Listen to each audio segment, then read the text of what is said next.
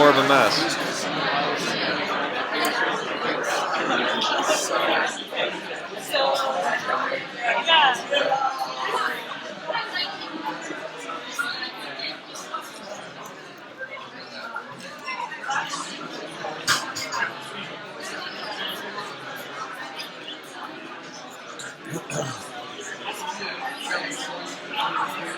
Okay, let's get started.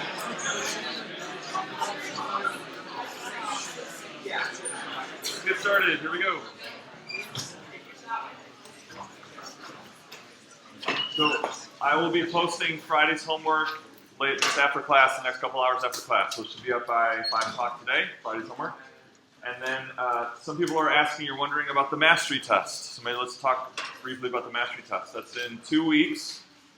And the mastery test is basically a test of algebraic techniques. Okay, so it's going to be lots of following the rules and performing lots of algebra, things that we will learn in the next 2 weeks. So we are on schedule. We are not behind. And if you do your part, then when we get to the mastery test, you'll be prepared to succeed on it. Okay, so Friday's stuff, and then up to the mastery test will all concern the mastery test. We just have a few more things to put in place. Okay, any questions before we start today? Okay, so I want to kind of recap and review. So what is our current pursuit? Is it you know how fast something is changing and you want to know how much of it you have? Or is it you know how much of something you have and you want to know how fast it's changing? First or second? Good. Second. You know how much of something you have, you want to know how fast it's changing. And so what do we start with in that case? What do we start with? Exact accumulation. From that, we get approximation. From that, we get, and from that, okay, so this is what we're after today, or what we've been after, and this is what we're doing. So, what is the approximate accumulation function? Okay, so the approximate accumulation function is just an altered version of the exact. But instead of being maybe a curve, it's based on what?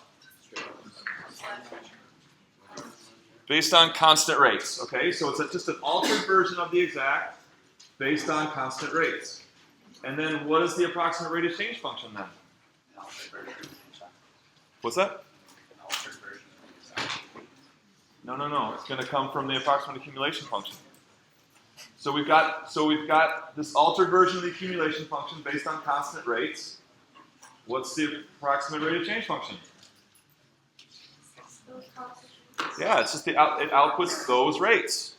Okay, it's a function that outputs those rates. The approximate accumulation function is still outputting accumulation. It's just approximate. Okay, so now we're going to grab those rates from the approximate accumulation function, and we're going to form a step function. Okay, and then the exact rate of change we know we're going to get by making the size of the interval small, and in most cases, the most generic sense, it's a continuously changing rate function. So if you go up the page, that's what we did all before exam 2, right? We started with a curve for rate of change. We built a step function.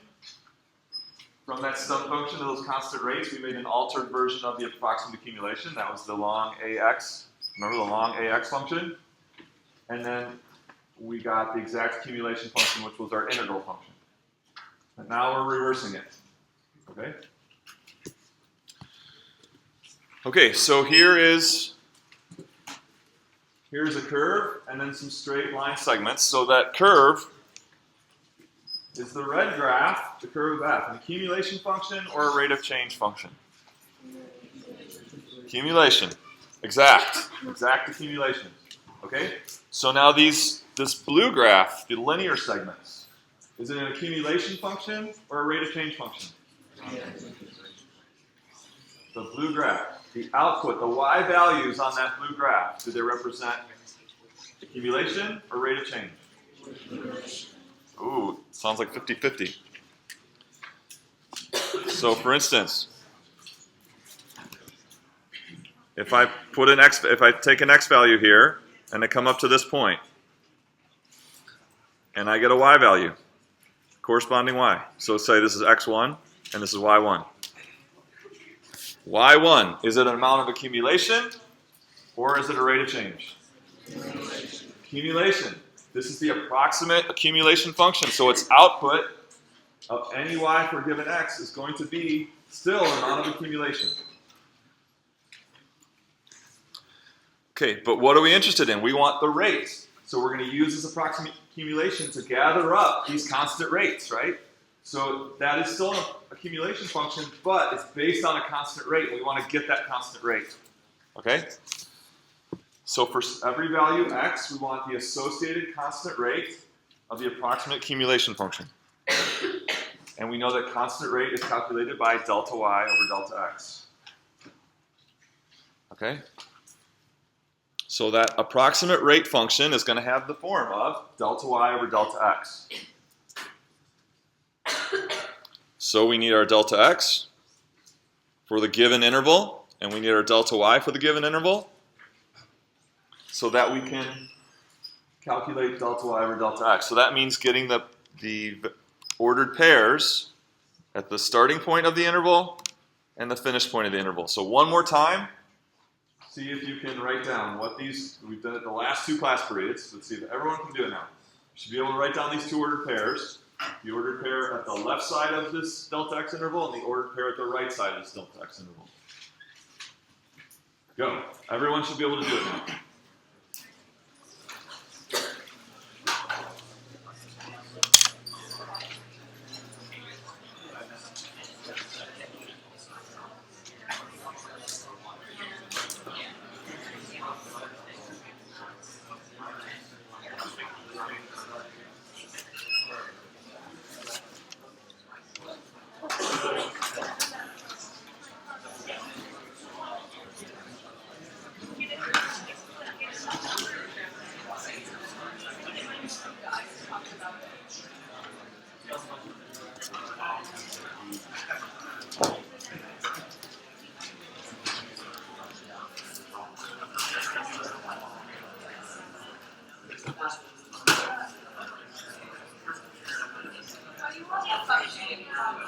What? No, just the points right now. Just getting these 2 points. You're just getting the coordinates of those 2 points. You just want the coordinates of those 2 points. What's that? Yeah, F.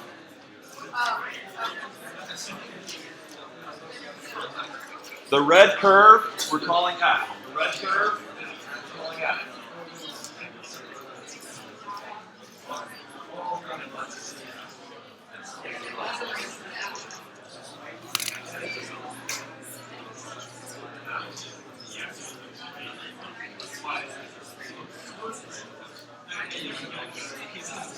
How many people think they can write the coordinates of this point?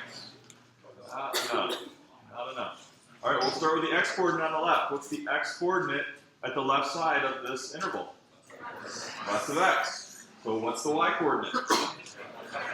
F of left of x. Should make sense. The left side is left x. The y coordinate then is we're going to pick that point, so that approximate accumulation function was based on starting at that point on the exact accumulation function, which is f. So we're going to use that output value to be the y value starting point of our approximate linear segment. Okay, so what's the x value at the right side of the interval? Left of x plus delta x. And then what is the y coordinate? F of that, right? F of that. So now that we've got the coordinates, we just need to calculate delta y and delta x and set up the ratio, and that's the approximate rate function. Because the rate of change is delta y over delta x. So how do we calculate delta y? In general, the change in a quantity is the final value of the quantity minus the initial value. That'll be our numerator. Delta x is just delta x. So here is our approximate rate function.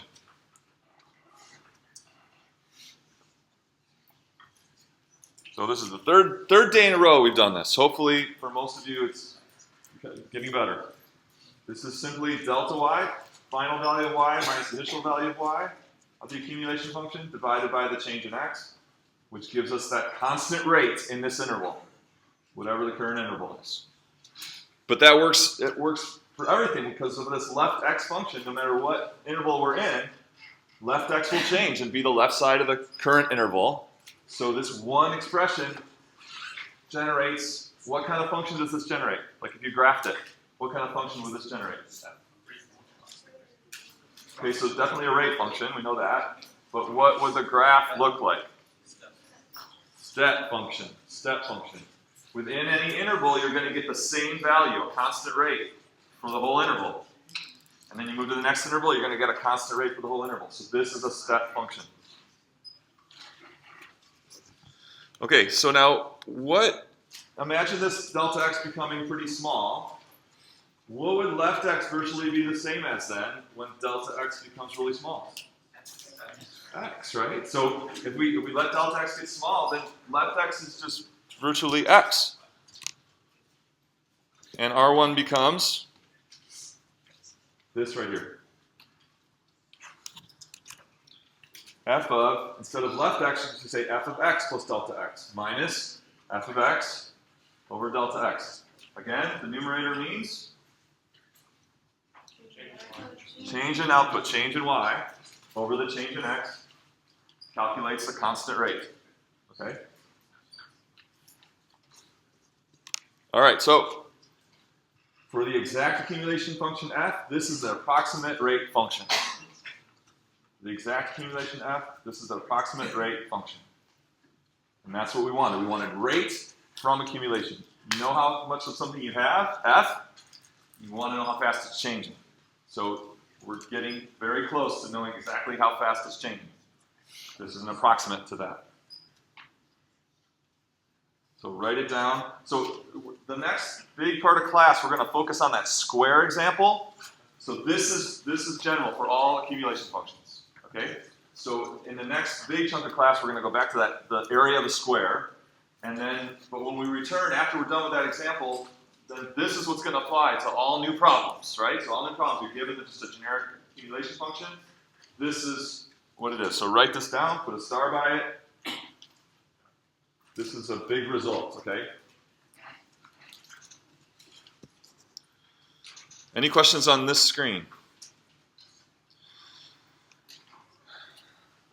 Okay, so to get exact rate, we need to talk about what we... Can I go on? Are we good? All right, so... Can you show an example just really fast so I can see that left x eventually becomes x? Like, can you put that in the graphic calculator? Well, just imagine the delta x getting really small. It's just going to squeeze in on x, right? So then the distance from x to left x just gets really small, so it's virtually the same. Okay. Yeah. Okay, so getting the exact rate of change is this notion of limits. Okay, so we won't take all the time we did last time. But remember that we said if two values a and b, if you can't find a number between them, then you conclude that they have to be the same number. Okay? And so we looked at this never-ending sequence of nines, 0.99999, that goes on and on and on. And we thought about and we said that there's no number that you can come up with that's between these two, because those nines keep going on forever. Any number that you pick that is less than 1, you just need enough nines, and that will be greater than the number that you pick, right? So there's no number in between them.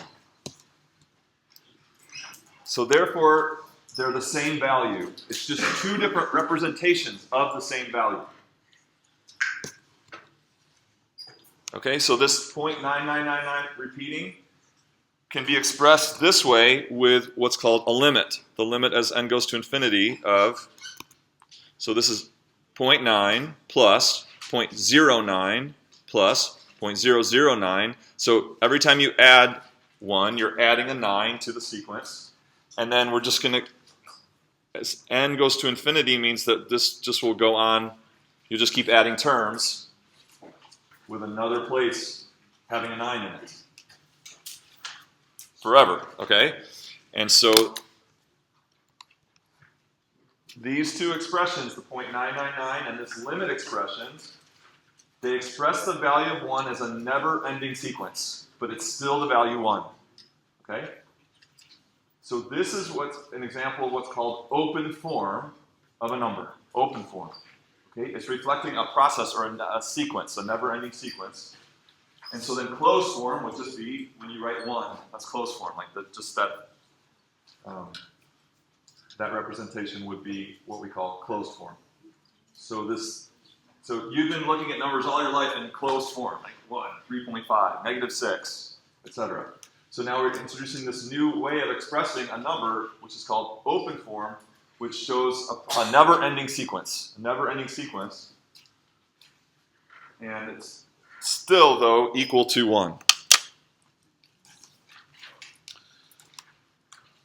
Okay, so let's go back to the square example. So we're going to put some things together now. So f is the area of a square with side length x. And so this is the function, f of x equals x squared. Accumulation function or rate of change function?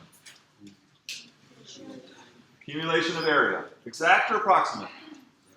Exact. This is an exact. And we can think of it as accumulation because, say, if x was 5, we can think of the square starting with area 0, and then as x increased up to 5, the area would accumulate little bit by bit by bit. Okay, so even though you think of this as an amount function, amount of area, we can think of it as accumulation as x, say, increases from 0 to 5 bit by bit, the area grows bit by bit to an area of 25. Okay, so that's how we can think of these amount functions as accumulation functions. So what did we say? We said that our approximate rate function was this. We just went over that. And we said for small delta x, it's essentially this. And this was what I had you put a star around.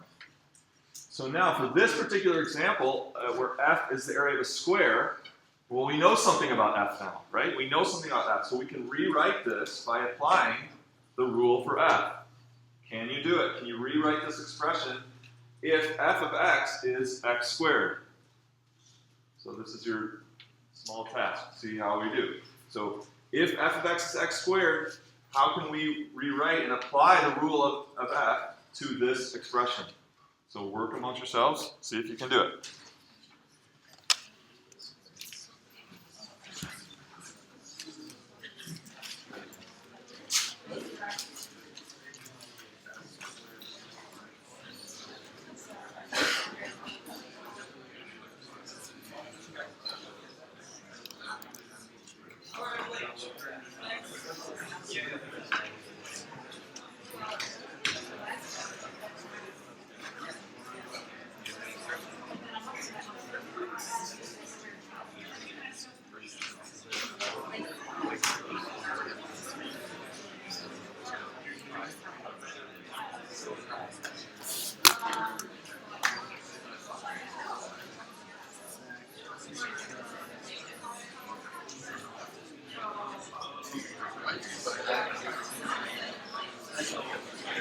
Here's some help. This is a hint.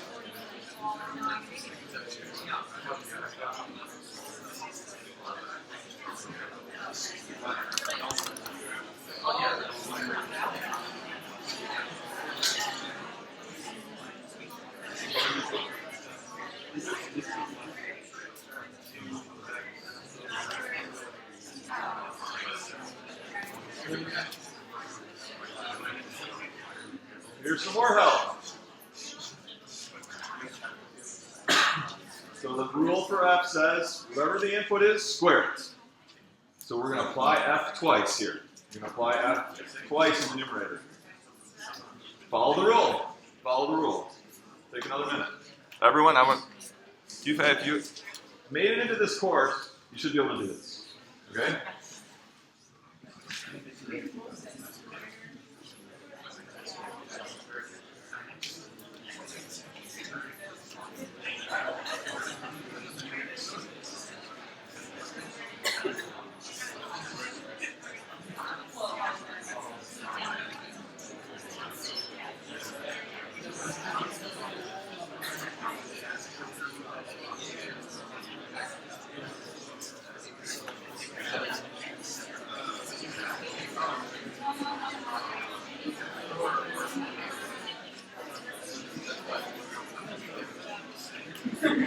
Okay. All right. So for this first expression, here we go. Let's regroup. For that first expression, f of x plus delta x, what's the input? X plus delta x. The input is x plus delta x. Therefore, it's the same as? The rule says square the input. And what about f of x? What's the input? X. So therefore, we can't do anything to the denominator. How many people got it before I put it up? Okay, good. Excellent. All right. So for the accumulation function that's a square for f, here's our approximate rate function. This is, in the particular case of the area of a square, we've got an approximate rate function. Well, this gives us something we can do now. We can do something to this, right? We got x plus delta x squared.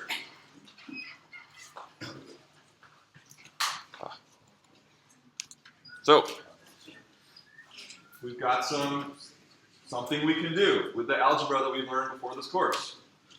Go for it.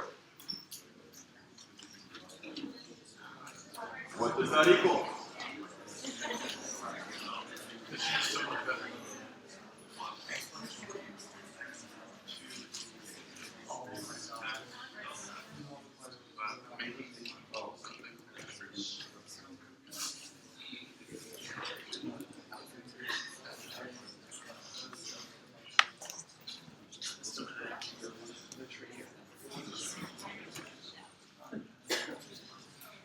Okay.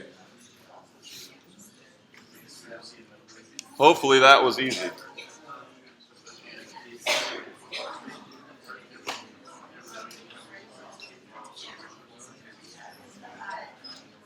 What can we do to the top now?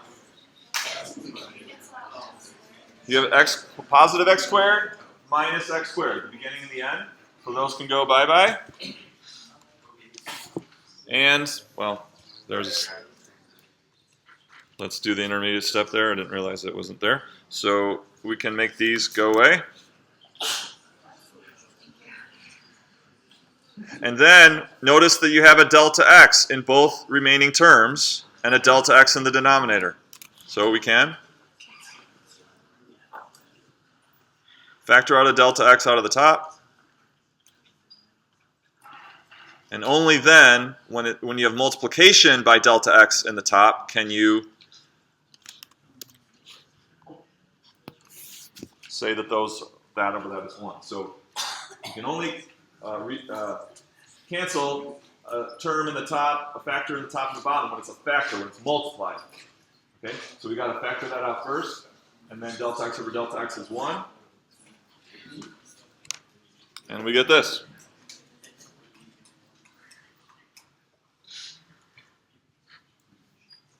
So what was this again? So we're starting to do some algebra now, but don't lose sight of what this expression is. How would you describe what this expression calculates?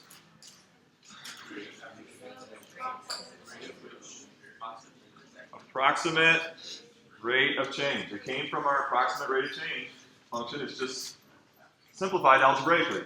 So it's still approximate rate of change. So then we said, how do we get exact rate of change from approximate? Really small delta x. And so this is where the idea of limit comes in. Okay, so thinking of delta x becoming very, very, very small, like we talked about in the past. Atomically small, at the molecular level. So we use this symbol to mean it's essentially equal to 2x when what? When delta x is really, really small.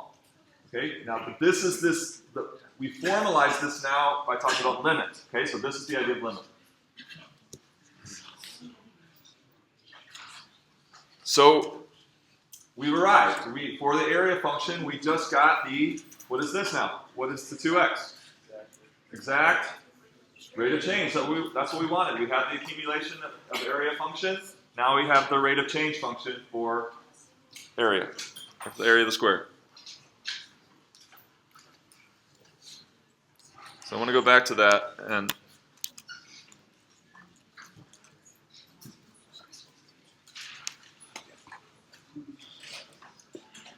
So let's say x equals 5.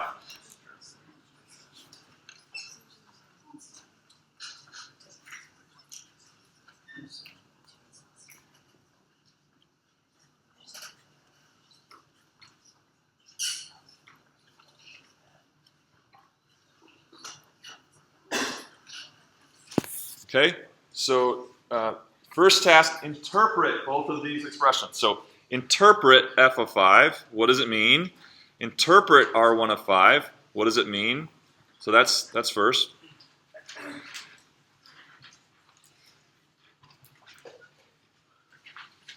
So interpret the expressions.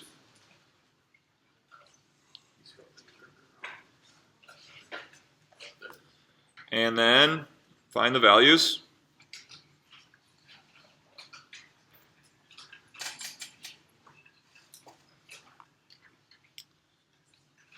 And then, so just take just a minute to do that first. Okay, so interpret each expression, f of 5, r1 of 5, and then find the values. Go. I have two questions.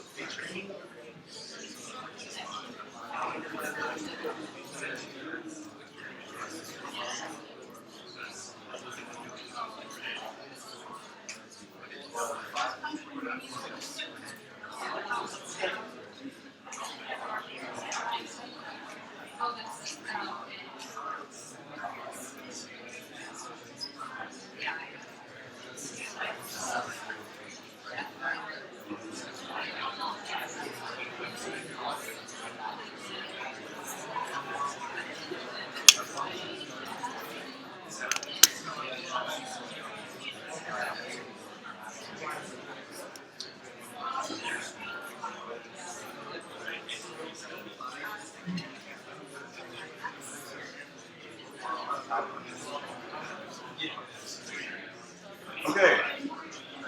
What does f of 5 mean? What does f of 5 mean? What's the meaning of that?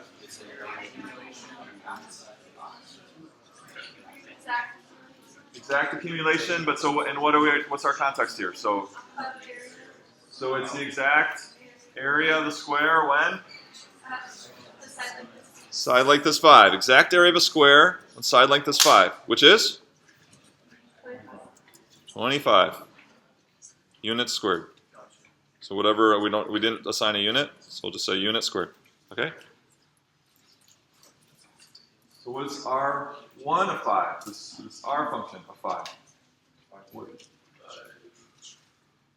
What is the meaning of that?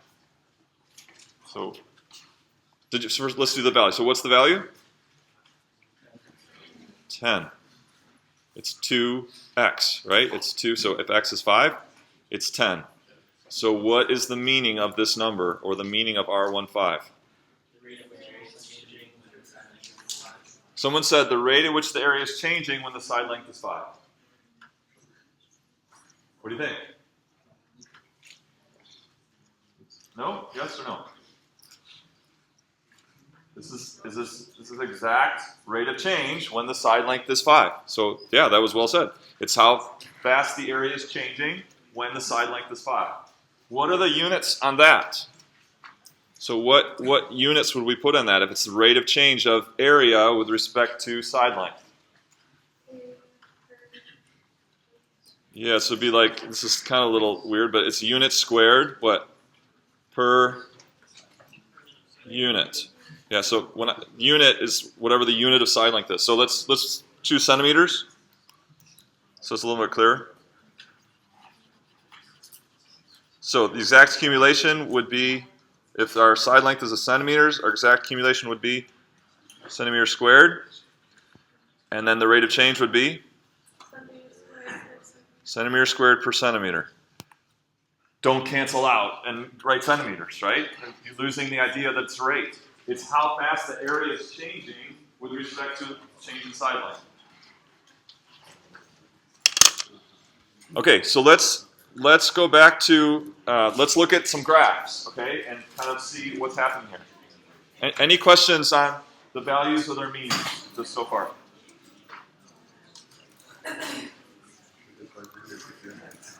Okay, so lots of discussion. Is there a question? Yeah. still out? Why is it changing at 10 at that point? Like, ignoring like what we just did with the actual like. So you see where the number 10 comes from in this page? Yeah, I get where it comes 2x, right? Yeah. That's actually I'm gonna do that next and look at the graphs. So you can see why and how it's 10. Any other questions on this page? Okay. So let's go back to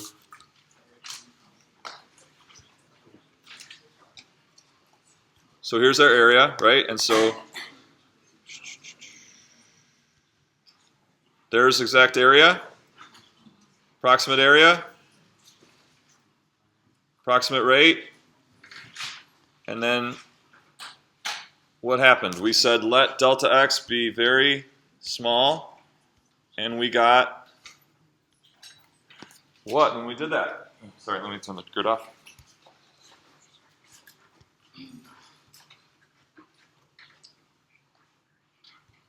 What did we get for, so now I just made delta x small for the delta x intervals, and what did we get for the exact rate function? So it's still a little faint there. We got 2x, right? Do you see how that, as I make delta x smaller, that step function is becoming like the line 2x. When x is 1, the rate is 2 times, or when wherever the side length is, the rate is 2 times as much as that. So there it is.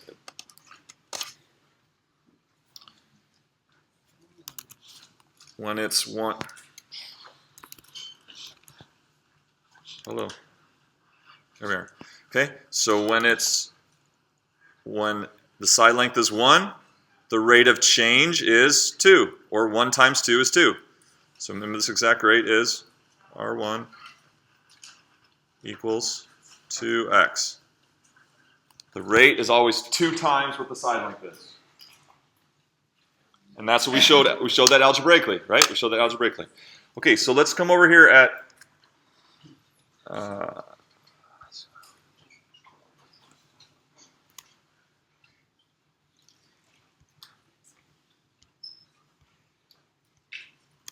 so here's that original accumulation function, right? And we were looking at x equals 5. So I'm going to click here on 5. So there's that point 525. Okay? Actually, I'm on the wrong function. Let me turn off the approximate accumulation function.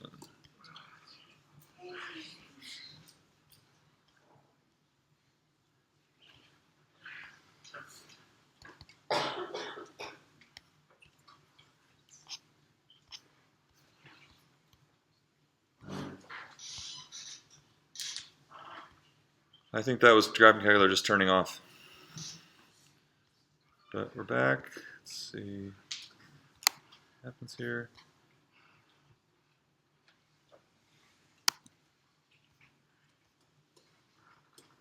So I want to turn off the approximate rate function and just work on the exact, or sorry, accumulation function. And then what did I want here?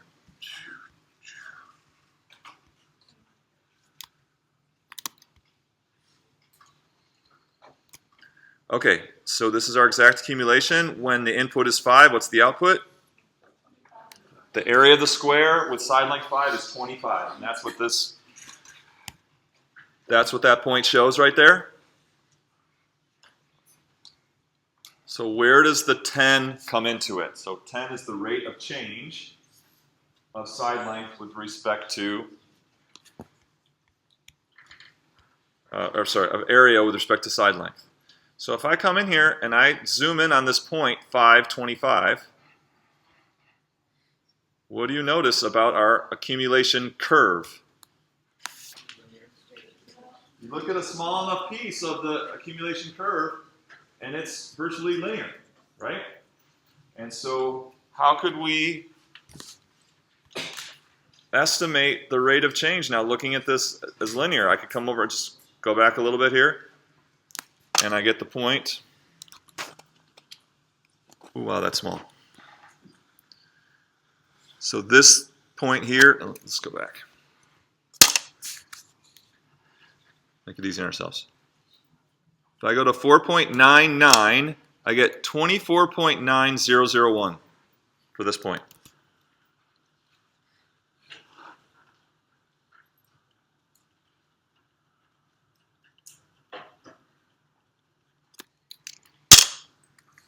And then if I go to 5.01, maybe, almost at it. 25.1001. Oh boy, I hope this works.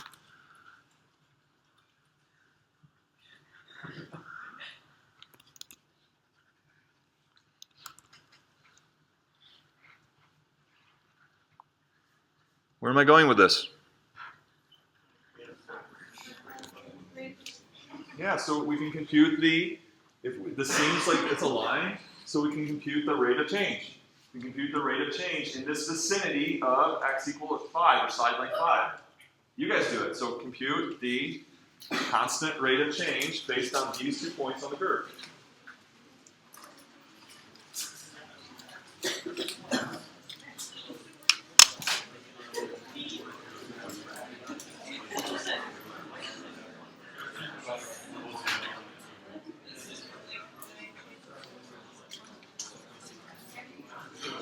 K equals what?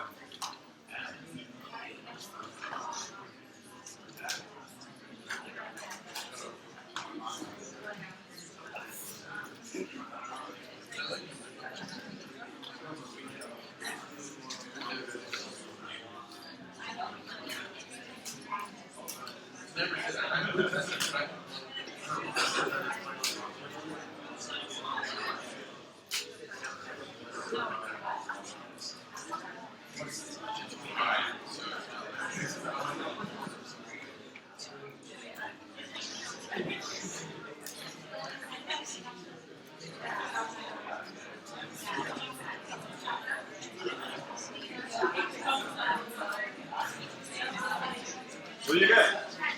Is it 10? Sometimes there's rounding error when you pick these points off the graph. Sometimes there's rounding error with the numbers, and it doesn't prove the point very nicely because of the rounding error.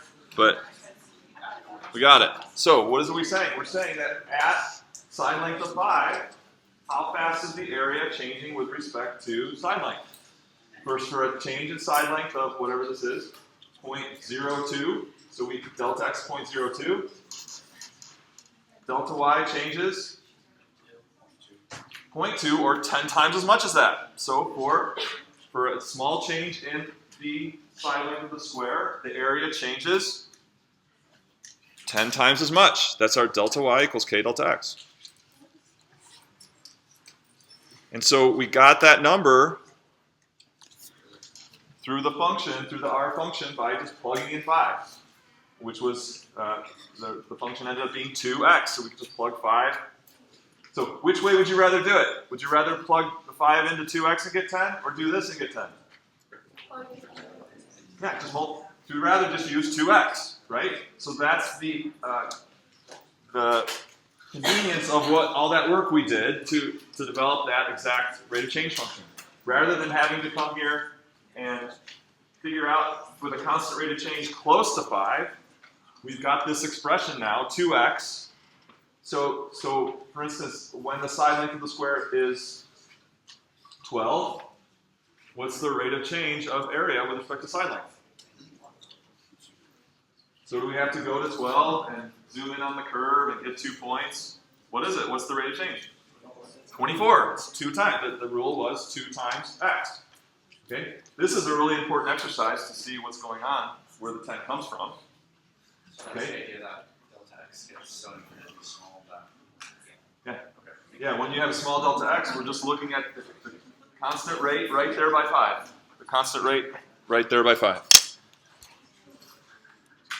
So, did that answer your question? Yeah, okay, good. Really important idea here.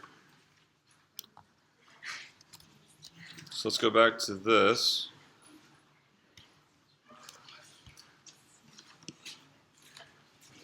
Okay, so we established that x plus delta x squared minus x squared over delta x. So this is again specifically for the area of the square example.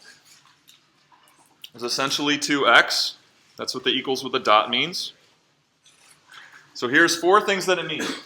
It means these 2 expressions are essentially equal for very small values of delta x. Another way to say that is both expressions produce essentially the same number. So if we plug in an x to both, you're going to get the same value if delta x is small enough. Okay, remember, this is another way to say it. There is no number between these 2 expressions. So if you plug in, say, x equals 5 into the left, x equals 5 into the right, if we let delta x get very small, you can't get a number between them. And so then here's the formal mathematical version of that the limit, or the never-ending sequence as delta x goes to 0, of that expression equals 2x. Okay, so this is what we call, is that open form or closed form? Open. Open form, exact rate. This is closed form,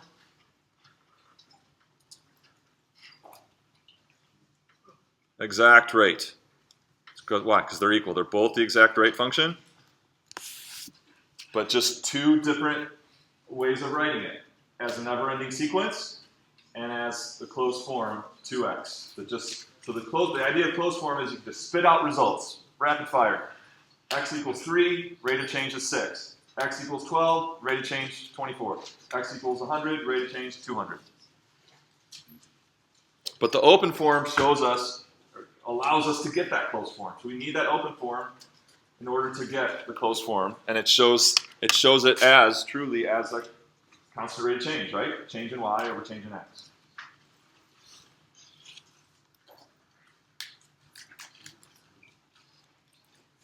Okay, so the convention is that we use h to represent delta x. So if we use h to represent delta x, then it becomes this. Okay, open form, closed form.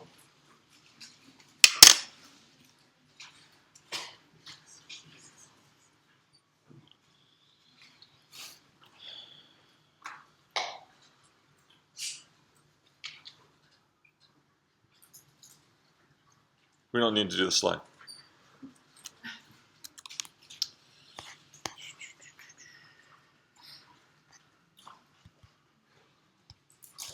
Okay, so let's look at a new example here. Just briefly. Here is volume of a sphere.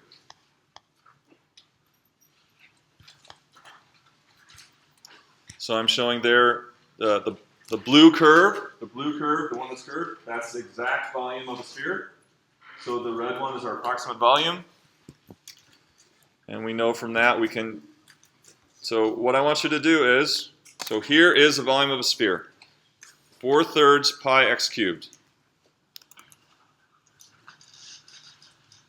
I want you to see if you learned something today. Can you write the open form of the approximate rate function, or this purple step function? Can you write the open form for this purple step function? The approximate rate, if f of x is 4/3 pi x cubed. Who can do it?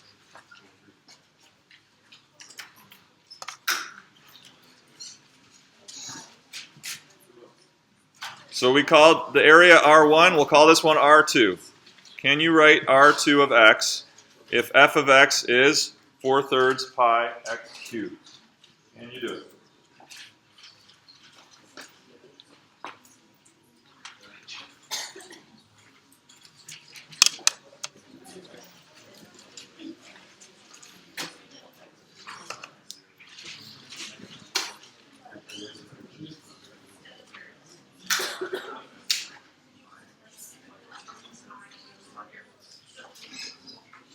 Yeah.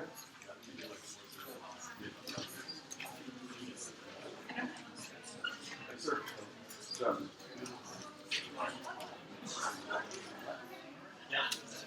Okay, in general, it will be this. This is what I said. Remember, write down, star it. Change in y over. That's the first step. How many people got that? Okay, and then now we know what f is, right? F says take the input and cube it, and then multiply by pi, and then multiply by 4/3. Yes, sir. Did you say H is just Oh yeah, I mixed my symbols there. Sorry. Let's just use H. So you could have delta x there on both of them, or H on both of them. So both are right. So you could have delta x for both, or H for both, but don't use one of each. Thank you.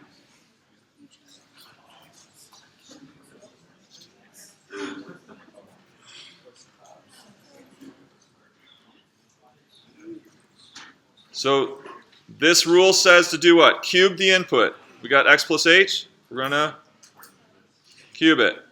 Then multiply by 4/3 pi. That's f of x plus h.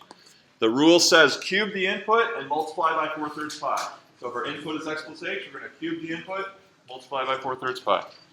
F of x is cube the input, multiply by 4/3 pi. Then, so I'm calling this R2. Which graph on the screen is the graph of R2? Which graph on the screen is, everyone think to themselves, which graph on the screen is the graph of R2? Okay, now everyone point. The purple step function. The purple step function. Okay, cards.